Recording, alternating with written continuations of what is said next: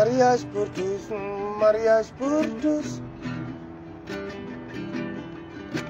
Mariage pour tous, haram na. Mariage pour tous, mariage pour tous. Mariage pour tous, haram na. Puisqu'on ne vivra jamais tous les deux. Puisqu'on ne vivra jamais tous les deux. Même la nature ne le permet pas. Même nos ancêtres ne le permettent pas. Soyons tous humains, unis pour une cause. Soyons tous humains, unis pour l'humanité. Soyons tous humains, unis pour une cause. Soyons tous humains, unis pour l'humanité. Mariage pour tous, mariage pour tous. Mariage pour tous, haram na. Soyons tous humains, unis pour l'humanité. Soyons tous humains, unis pour une cause. Basumo mbare suko nonko habité Iba Fama la Dia. Mariage pour tous. Yàlla nañ ci yàlla musal, yàlla nañu yàlla musal ci mariage góor jigéen. Basumo mbare. Nafiyo koy. Tey dañuy def live bu spécial. Live d'abord pour les panafricains. Parce qu'aujourd'hui nous sommes à Paris. Et je pense que Monsieur le Président Bassirou Diomaye Faye est là depuis hier, est très bien reçu par la République française, dans toutes ses honneurs, reçu par le PD, son Excellence Emmanuel Macron, le français. Comme nous, pour la presse française, nous, on a un Sénégalais. Au moins, lui, c'est un garçon, il est homme. Mais notre Sénégalais là a eu la gentillesse de donner la main au premier PD français, au premier français. PD qui est le président, non, qui est le PD Emmanuel Macron. PR et PD, c'est la même chose, ça se confond pour les enquêtes. Rassurez-vous, peuple sénégalais. Bassirou Diomaye Faye, pour ce qui concerne les vaccins, ça, il a très bien dit. Des vaccins fabriqués par des Africains. Il a même parlé de l'Institut Pasteur. Pourtant, j'entends beaucoup de manipulation. Je commence par le Gavi. Monsieur le Président, Bassirou Diomaye Faye, l'histoire a révélé que ce sont ces mêmes vaccins-là qui ont détruit notre Afrique. Ce sont ces mêmes vaccins-là qui ont détruit nos peuples. Pour ces vaccins-là, depuis l'avènement du Covid-19, on est tous sûrs. On est tous ensemble sur une même cause, c'est-à-dire que les vaccins-là, ça cause des problèmes à l'Afrique. Les vaccins-là, c'est pour diminuer le peuple africain. Les vaccins-là, on n'en a pas du tout besoin, sincèrement. Si l'Afrique fabrique ses propres vaccins, comme vous l'avez dit, oui. Mais qu'on nous donne des vaccins, non, ça, on n'en a plus besoin. Un petit secret que je vais révéler sur les vaccins. Pourquoi Abdou Diouf avait fermé Khourouch, la fameuse Daïra? Pour diminuer les hormones de l'homme. Hormones, femmes et garçons, c'était très facile parce que La science est très développée. Le pourquoi maintenant, pour un rien, les garçons deviennent PD. Le pourquoi, pour un rien. Allez vérifier les vaccins polio. Le premier polio 1999-2000, allez vérifier. Et puis tous les États sont complices sur ça. Et ça, il faut que ça s'arrête. Nous sommes dans une rupture. Il faut que toutes les vérités sortent. Ce qui concerne les vaccins, moi je ne vais pas me vacciner. Mes enfants ne vont pas se vacciner. Il y a des vaccins que le blanc a préparés depuis avant 2000. Rien que pour détruire les hormones mâles chez l'homme. Raison pour laquelle des fois, quand je vous dis qu'il y a des lois qu'on vote, mais on doit vérifier les lois là, carrément, les lois homosexuelles criminalisées. Mais comment tous les jeunes peuvent être là, avoir des vices, se baiser entre garçons, filles. Et il y a un problème. C'est les vaccins là. Le piège, c'était là.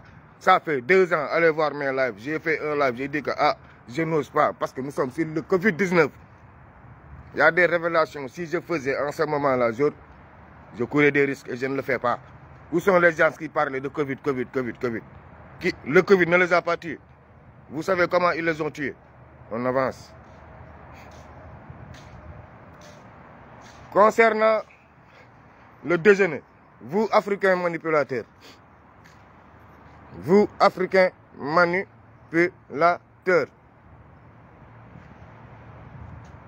je vous regarde droit dans les yeux maintenant. J'entends tout le monde parler de la salutation pour dire que oui, Macron a montré la domination car il a posé ses 2 paumes. Signe de démocratie, oui, non, dans la diplomatie tout parle. Et dans la communication tout parle. Oui, je suis d'accord avec vous. À l'entrée, c'est Macron qui a posé sa paume de main. À la sortie, Bassirou Diomaye Faye a posé sa paume de main où? Sur le coude du PD Macron. Oui ou non? Ça signifie quoi?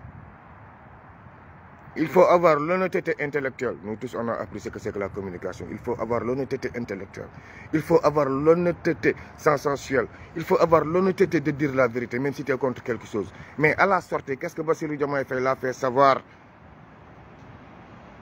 Que frère, quand on t'attrape sur le coude, ça signifie quoi? Vous qui parlez de communication, là, mais Bassirou Diomaye Faye a montré la domination. Pourtant, nous, en Afrique, ces genres de salutations-là, c'est signe de respect, oui ou non? Mais l'honnêteté, où est l'honnêteté intellectuelle? Quand on te touche sur le coude, après salutation, c'est quoi? Entre eux deux, personne n'a monté signe de respect parce qu'ils ne se sont pas posé la tête. Donc, il n'y avait pas de signe de respect. Là, on est d'accord.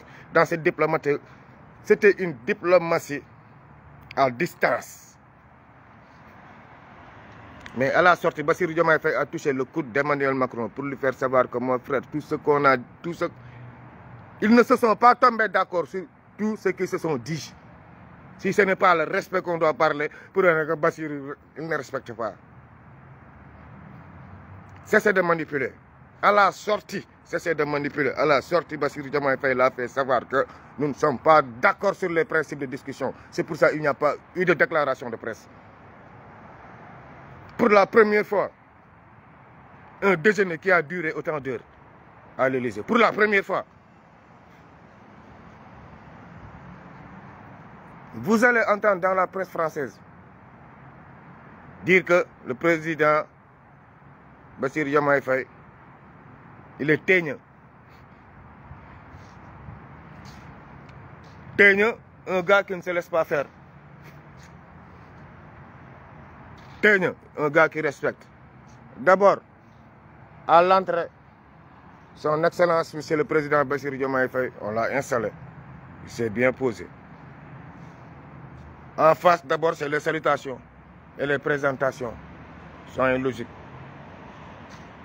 Du gouvernement français, de l'État français, du peuple français. Ça passe comme ça. Comme dans les coutumes.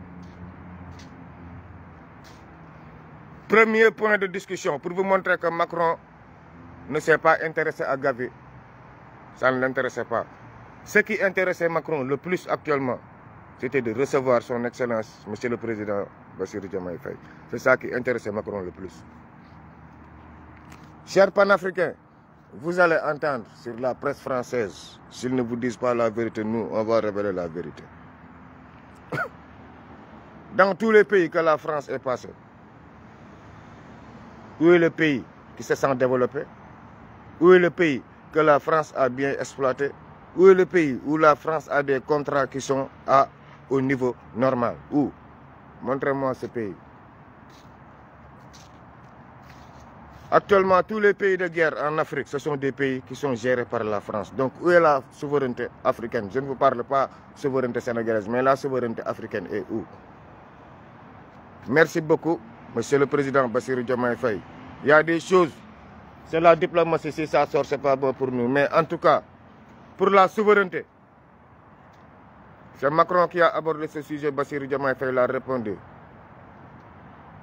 Dans un langage très franc. Pour ce qui concerne l'économie, les réponses ont été franches. Pour ce qui concerne FMI et Banque mondiale, vous avez vu ce matin même la presse que l'FMI a félicité l'État du Sénégal. Africain, Bassirou Diomaye Faye, dans tous les pays africains qu'il est passé, sachez qu'il n'a pas eu froid aux yeux de faire face au PD Macron pour bien lui parler des problèmes et des réalités des peuples africains. D'abord, sur les ressources naturelles. Pourquoi il n'y a pas eu de déclaration de presse? J'ai discuté avec mon cher avocat Tonton Babacar Fall, que je remercie. Vers 14 h, je lui ai dit que, père, est-ce que la manière dont Bassirou Diomaye Faye veut prendre et défendre le peuple africain, est-ce que ça c'est une diplomatie? Il m'a dit oui, ça c'est la haute diplomatie, parce qu'il faut qu'il y ait une rupture. Parce que moi, à un certain moment, j'avais un peu peur. Quand un blanc te dit que non, le Sénégal a un président teigneux. Maintenant, où sont les manipulateurs qui se disaient que Bassirou Diomaye Faye va se dénir, va venir s'agenouiller, Bassirou Diomaye Faye? Les gars, cessez de manipuler. C'est qu'il y a des choses. L'Afrique n'a plus besoin des manipulateurs comme le font les ethnicistes. On n'a plus besoin de ces genres de manipulateurs. Ou nous, panafricanistes d'abord, nous, on n'a pas un État qui nous soutient, ni un gouvernement qui nous soutient. Et puis nous voulons imposer notre loi, notre dictat. Le pourquoi? Africain, le pourquoi quoi? On veut imposer notre dictat, Bassirou doit parler comme ça, Sonko doit parler comme ça, ils doivent se comporter comme ça. À la longue, on va dire que donc ils ne doivent plus chier les mercredis et les samedis. Or, chaque État est souverain. Chaque État est souverain. Vous avez ôté la pression partout. Où est Bassirou Diomaye Faye aujourd'hui? Mais l'État français est dessus. Macron est dessus parce que c'est Macron qui s'est rabaissé. Demain, vous allez l'entendre dans les journaux. Ça, c'est de nous manipuler et de dire que Bassirou s'est rabaissé. C'est que vous êtes faux. C'est ça qui m'impressionne dans la presse sénégalaise. Actuellement, ici en France, le problème en est que pourquoi Macron s'est rabaissé? Voilà, c'est ça le problème de la France. Pourquoi Macron s'est rabaissé devant Bassirou Diomaye Faye? Avec autant d'accueil, pourquoi Macron s'est rabaissé? C'est de ça qu'on devait parler, Africain. Et vous avez vu les images comme c'est Macron qui s'est rabaissé, pas Bassirou Diomaye Faye. Donc respectons-nous. On a tous les dossiers. Il y a des dossiers. Regarde, c'est défense. On ne touche pas dans... Pour faire on connaît tout. Non, non, non. C'est pas ça de l'activisme. C'est pour ça qu'au départ, je vous avais dit que je ne suis pas un activiste, mais un révolutionnaire. Je ne suis pas dans vos activismes-là. On connaît tout, on parle tout. Non, non, non, négatif. Je ne suis pas dans ça, moi, cher Africain. Il faut qu'on se respecte un peu. Il faut qu'on se respecte un peu. On est là en France et puis on veut interdire le président du Sénégal de venir en France. Mais qui sommes-nous? Nous sommes des francophobes, mais pas des panafricanistes. La France vous a tout donné. Et puis vous voulez interdire à un président de la République où toi-même tu parles français, ton peuple parle français, Toutes tes ressources sont gérées par la France actuellement. Tu ne peux pas le prendre par la force si tu ne négocies pas. Mes frères africains, la force ne règle rien. Si la force allait régler quelque chose, actuellement, les peuples qui sont... Ouais, la force ne peut rien régler. Si la force pouvait régler actuellement Palestine, Israël, c'était fini. Actuellement, le Mali était passé aux élections. Actuellement, Burkina, il y avait des élections. Mais la force ne peut rien régler. Après la guerre, c'est le dialogue. Laissez-nous tranquille, quoi, cher peuple africain. Vous pensez que Bassirou Diomaye Faye va venir dire top, on coupe tout? Qu'est-ce que c'est que ce genre de nullarité gouvernementale? Respectons-nous. Un État est souverain. Nous sommes tous des Africains. On aime l'autonomie de l'Afrique comme j'aime l'autonomie de mon pays, d'abord du Sénégal. Comme Marine Le Pen aime l'autonomie de la France pour les Français, par les Français. Moi, c'est en ça que je crois. American first de Donald Trump, African first. Man, lola gum. Je ne crois pas à vos petites bêtises là. Africain, Diomaye reste en France, il est là en visite. Et c'est officiel. Maintenant, les autres problèmes, c'est entre nous Sénégalais. Je vais le faire en Wolof parce qu'il y a de sérieux problèmes entre nous. Sénégalais. Rango ñi baadoola suula mu ngi siimati cerek buur wax bi tey du neex wax bi du neex Diomaye monsieur le président mu ngi fii France Élysée diine bi yàgg na lool wax na lu nekk diine bi yàgg na lool tey ñetti ministre va-et-vient nañ fa ñëw waxtaan na ci dignité lu Sonko wax maanaam tey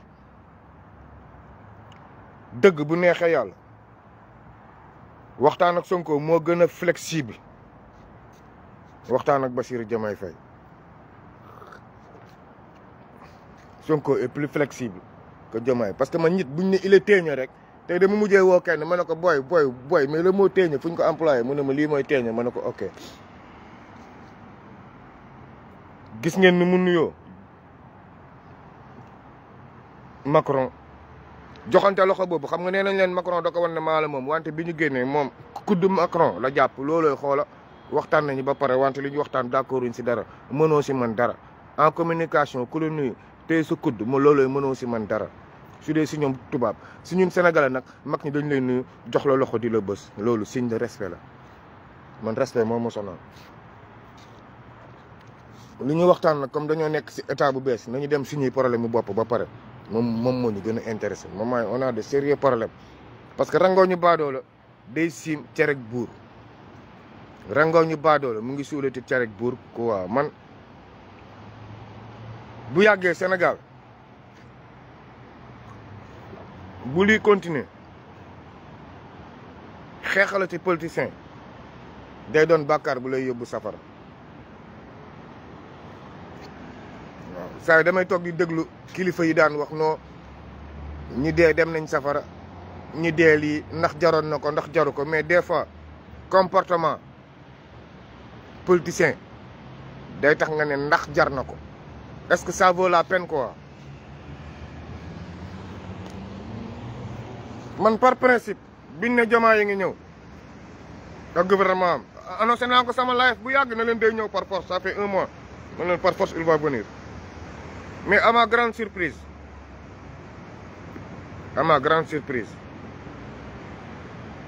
ñoom booy Idi le missionnaire booy yi nga xam ne ñooy ñun France bi dafa am ay combattants yu ñu fi am on a de sérieux combattants sur le terrain ñun vous nous voyez sur le terrain chaque jour ñun ragaluñu quoi même ay demande d'audience yi ñuy bloqué kii yëpp c'est pas grave ragaluñ c'est des France ragaluñ man nag dadi que si bëccëg bi booy yi dañ ma woon ne ma grand ñu ngi nii kan def demande d'audience pour gis président man leen déedéet man j'ai pas besoin ñi ma woo mun nañ ma seede man leen j'ai pas besoin ñu ne ma lan moo tax man leen déedéet saa waay kii mënut a jóge Sénégal ànd ak samay ennemi ñëw may dugg dem di ko xooli quoi j'ai pas besoin heureusement que Sonko laa fal quoi pas moom man moom dëgg moom ma sonal du ma nekk fii wër wax di gauche droite jóge Sénégal ànd ak samay noonu ma ñëw dugg di wax samay kanamu noonu xalaatuma ko jaru ko gisuma ko booy loolu laa leen tontu nay leer mun ngeen maa seedewaat heureusement am na ay audio am na yaa xam foo leen partagé audio yi yaa na xam dëgg moo neex yàlla jaa al aq wa nigmal baatinu j'ai pas du tout besoin du tout dëgg moo ma sonal nga xam nga lan moo tax soxlaaw ma samay noonu démb doo ànd ak ñoom tey ma ñëw xoola di la signe samay bëñ xam nga man luy sama cat du ma tricher ma forcé dem dinaa fa wax loo xam ne du leen neex ba abadan te jaru ko doomu aadama moo ma ko jarul je préfère continuer sama combat Sénégal moo ma taxoon di xeex pas ay Bassirou Diomaye Faye négatif nekkuma ci loolu non nekkuma ci loolu ama grande surprise booy dem ndekete ambassade bi xoola changé gu ñu kenn de ay ñu yore ñeneen société civile la ñuy recevoir waa gouvernement bi ci boppam ñu ne société civile la ñuy recevoir société civile ban bu waa APR lañ nekk di recevoir waa APR maanaam ñun ñu ni doon xeexal ba tax ñu rey suñuy doom violer suñuy doom damm suñuy doom ñoom tey lañ ne tey ñoom la président di recevoir fii ñun suñu kër ñun Sénégal waa APR may wax ñu ne ñoom defar nañ liste bi ça fait 1 mois defar nañ liste bi ça fait 1 mois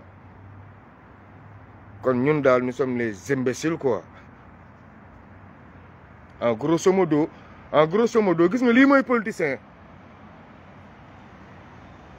tant que ñu ngi la naan politicien baax nga bés bu ñu la commencé wax politicien rek xaja nga lii mooy politicien moo tax ma ne booy xoola down ñan ñoo nekk consulat ñu ne ma non waa consulat ñoo def affaire bi si consulat bi APR la ba tey foog naa consulat bi ba tey APR la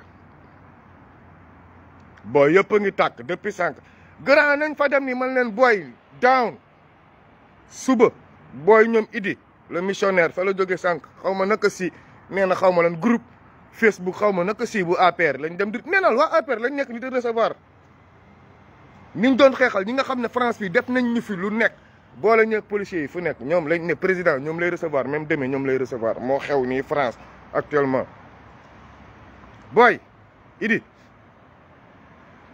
suba le vendredi 13h xam nga nee nañ leen yéen kenn mënu leen recevoir ndax président liste bi pare na ba pare waa APR yeeg seen genre société civile yi ko consulat bi ñëw jox suñuy noon ñu daan xeexal lañ ñëw defar leen ay association ne ñoom la ñuy recevoir nii tey waa jërëjëf mais suba de 13h fii France la de ñun booy man 13h fu ma fekk waxtaan naa seeg ay booy léegi nee naa leen 13h nañu dem kër gi nekk Sénégal foofu nañ fa dem suba ñun ñëpp c'est simple Fall ñun fii Paris la ñun génn ña fekk nday policiers yi lacrymogène yi tàkkaat presse bi wax on s'en bat les couilles de ça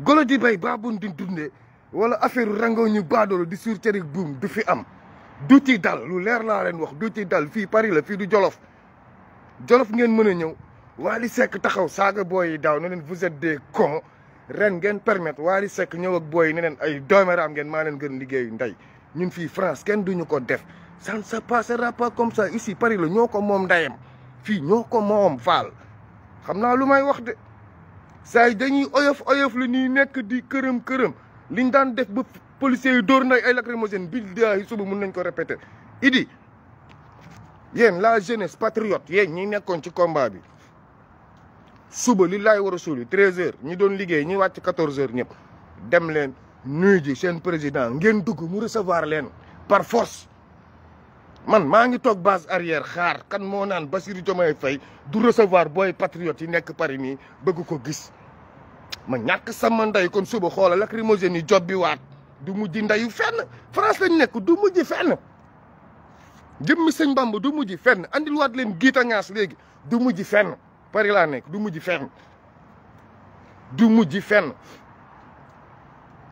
du mujj fenn luñ ci góobee gar du mujj fenn man moom booy yi moom di ngeen recevoir booy yi man ngaa j'ai pas besoin ndax doo ànd ak samay noon ma ñëw di toog di signe samay noon je ne le ferai pas man ko ànd ak samay noon faalew ma la soxlaaw ma la gis j'ai pas besoin li ma tontu booy yi tey suba laa la ñuy tontu balaa ñu yónnee ci audio yi naan lii la bàyyi tontu loolu laa tontu nay leer rek te bi ngeen demee si ngoon si xam ngeen ne j'avais raison suñuy noon duñ ñu bàyyi mukk ngeen jàkkaarloo waa ji mënut a nekk.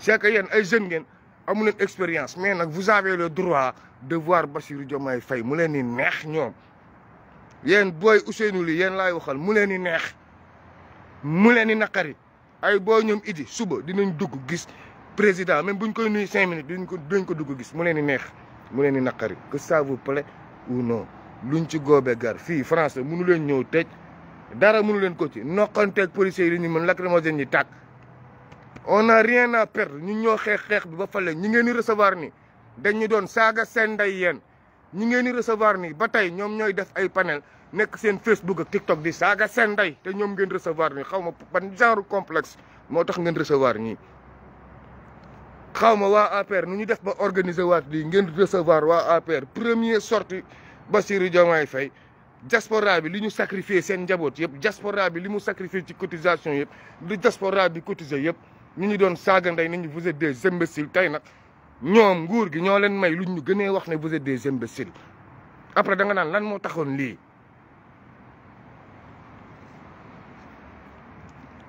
yéen moom Sénégal moom ndax Wally Seck nee na leen maa leen gën nday maa leen gën bàyyi silence la propagande silence wax ne leen ko muy clair c'est clair bi mu leen wax c'est clair man moo tax wax ji gis nga keroog suivre ma woon maa ngi dégg ñëpp di wax comprendre ma mais dama dem seetaan ñu naan ma Wally RTS man leen non Wally amul concert RTS après la suivraat ma gis ko RTS mu ne lu xew les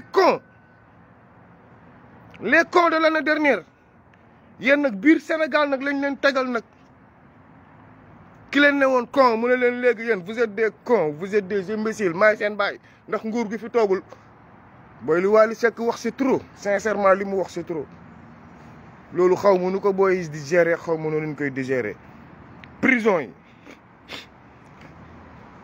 wax bu gaaw bu simple laa ciy wax jàpp nañu 200 portables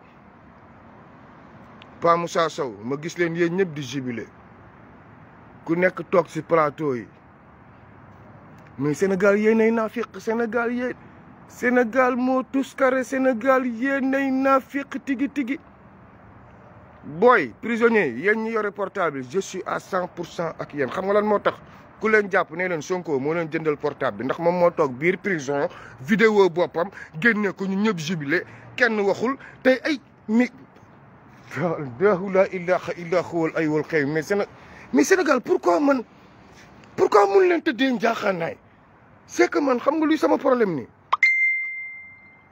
pour lan ñun Sénégal mun ñu tëddee njaaxaanaay pourquoi quoi foog ñu mel ñoom Pape Alé Niang far man du ma far man sama problème yëpp mënu ma far sama problème du ma far aw ma j'ai pas de sentiment j'ai pas de sensation pour far man injustice lay défendre jàll naa ci leneen yéen Sonko toog fi génnee vidéo ñaari vidéo génn ñun ñu ne leen des na ay vidéo fan la ko génnee ñu ne biir prison tey ñii di fen te jëmmi sëñ Bamba vérifié wu ñu yàmba vérifié wu ñu woon portable à la base problème bi xam nga lan la woon problème mu grâce problème détention yi yàgg chambre yu xat ñu mën a détaché yeneen prisonniers yi pour am espace loolu la woon mais du woon problème yàmba du woon problème fen administration pénitentiaire foofu da nga fen mais jàppaat booy 200 portable léegi war massacrer waat booy yóbbu leen ISO je ne suis pas d'accord booy yi boo leen naree jugé ñi nga jàkk ak portable biir prison bi boo leen naree jugé kon Sonko amatul place am primature waaw kon il n'est pas un bon citoyen maa bañ portable dañ ko tere prison yéen ñëpp di ci yuuxu di ci wax waa léegi Sonko nag man léegi man je prends totalement et entièrement la défense des prisonniers et monsieur le premier ministre Ousmane Sonko nag moom mi toogoon prison ñun ñu koy jubilé naan c'est un génie booy yéen ñi filmé affaire bi dem vous êtes super vous êtes grandiose vous êtes des génies parce que wane ngeen fen bu làqatu ngeen wane fen gis nga dëgg buy defar dëgg day defar parce que li ngeen nii dina leen defaral lu bëri li ngeen wane nii man je suis à 100% ak yéen waaye Sonko toog fi filmé boppam wax tey boo yi génn ñëpp di jabatu kat ay astafurlaa waay merde bu leen ma dawloo man nekkuma ci seen sensation sentiment yi ngeen nekk di bañ a wax dëgg nekk ci ay rêve je ne suis pas dans des rêves aw ma froideur boobu yàllaa ma ko may nekkuma fi ngeen ne démb dafa am ñëpp woo ma xale yi li ñu def ma ne leen ku ma waxati laa jël journaliste bi moo naan ma dama ko ne dam saaga ndeyam laa def na ko nii mu ne ma booy ma ne ko balaa ngeen jàpp benn booy di ko delloowaat rëba jugé na Sonko démissionné ba pare wax leen moom luy ndeyu mu toog prison ba filmer boppam ba pare lii booy yi filmer léegi nag 2 poids 2 mesures di fi amee dëkk bi dañ koy équilibré man newoon naa leen Sénégal lay xeexal et je suis un homme très équilibré balaa ngeen ko doon xam laaj leen ñi ma jur en cas de pépin damay taxaw xool ci bët ne la nekkoo ci yoon man la xam xuloo la ñuy mujjee juboowaat point parce que nekkoo ci yoon point lii laa gëm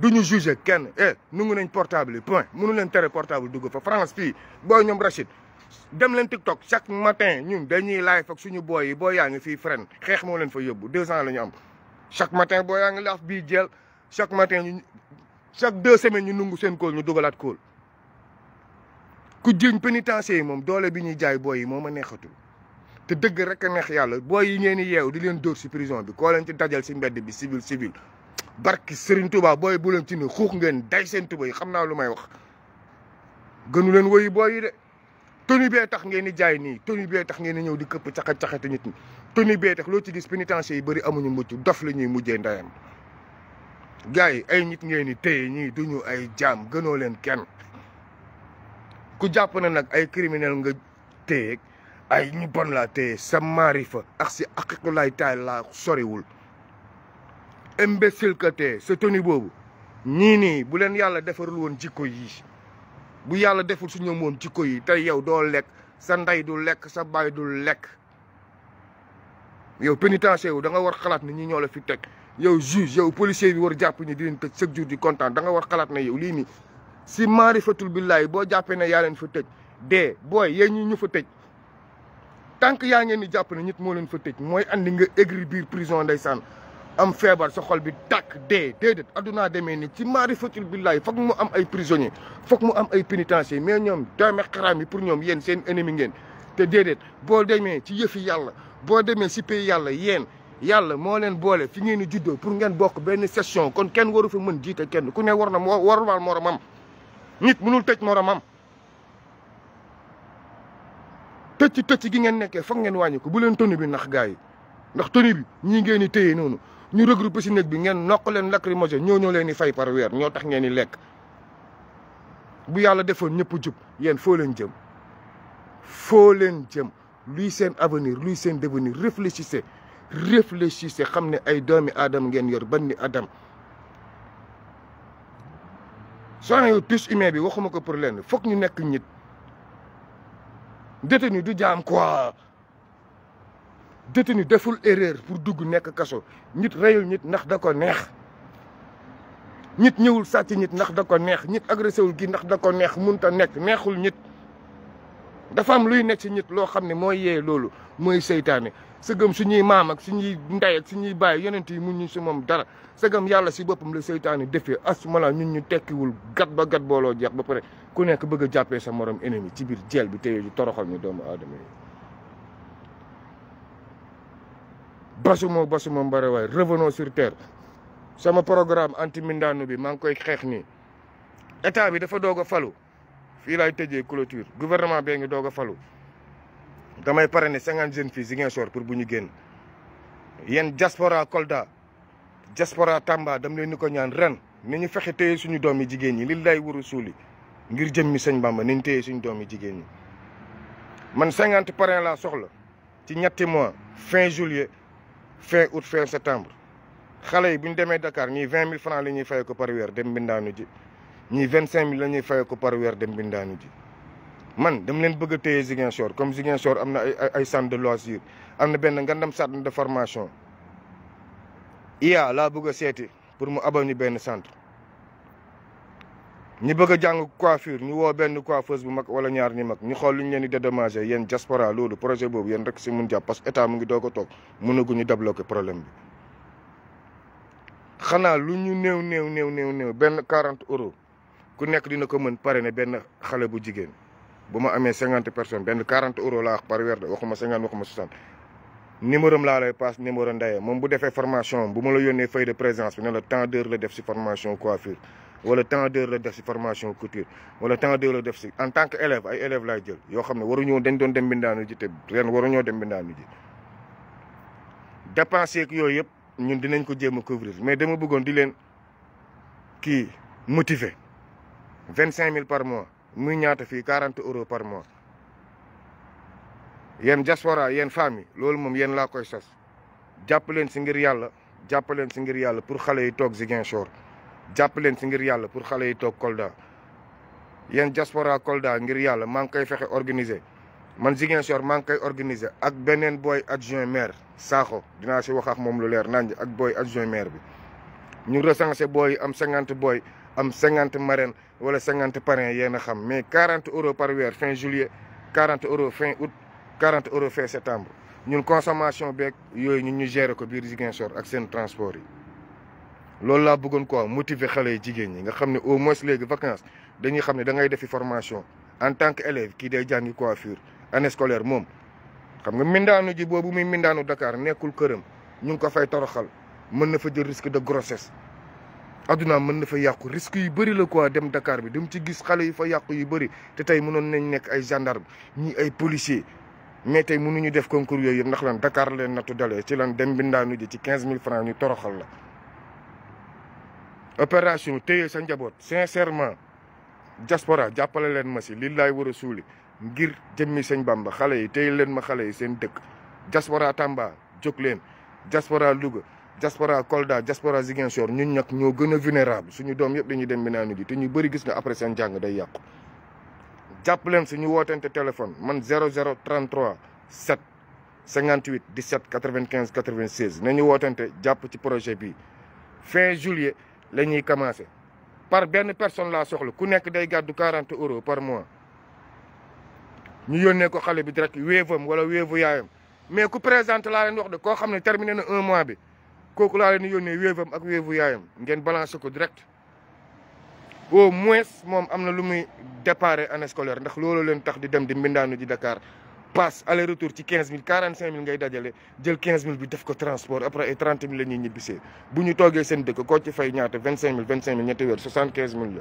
seen ouverture dañ koy mun gérer seen bopp ndax looloo xew ci àll bi c'est la triste réalité te xale yu jigéen ñi moom foog ñu protéger leen sincèrement il faut que je protège les filles là il faut que je les protège man mii li ma dal nii sama doom xam naa ne moom mooy je suis dans l'obligation de protéger les filles te yéen a ma si mën jàppale parce que 50 personnes 40 euros par personne 2000 euros lay def ñun mënoon nañ ko départ mais état bi dafa doog a toog mënaguñu jël dara en charge ñun suñu projet yi ñu dugal nii lekk alimentation beeg yooyu la ñu mën a gérer mais projet bi quand même ça est en marche li laay war a suuli état bi mënu ko jël mais foog ma départ ko ren pour xale yi bu ñu dem mbindaanu ji basuma mbari su ko non ko abidje iba famale dia dëgg moo ma sonal nag ñu bëri doo leen kontaan mais dia al ak wanig mal baatinu fu may dee yàlla na ma dëgg rey